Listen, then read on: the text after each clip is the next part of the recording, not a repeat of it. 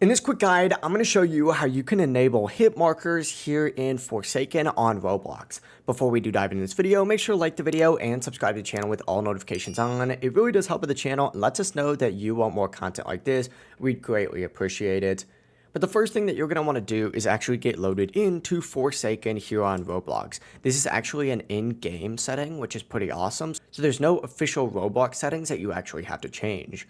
But once you do go ahead and get loaded into Roblox, what you're going to want to go ahead and do is actually, from this lobby screen right here, navigate all the way over to this left-hand section, and you're going to see the settings option over here. Select settings right here, and then scroll all the way down until you reach about the halfway point. And as you can see, there's going to be this hit marker settings right here.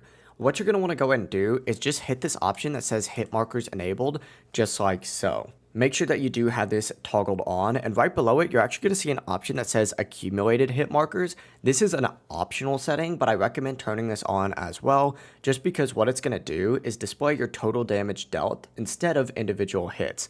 But obviously, you don't have to have this on if you don't want it on. But yeah, in order to actually go ahead and save your settings, simply just go ahead and hit the settings button again. It's going to close out, and now you're going to have hit markers enabled here on Forsaken. But yeah, overall, it really is as easy as that. If you guys do have any questions, don't hesitate to ask us down in the comment section below, and we can help you out even further. Before you do leave this video, though, if you could leave a like on this video and subscribe to the channel with all notifications on, we'd greatly appreciate it. It really does help with the channel and lets us know that you want more content like this. Have a great rest of your day.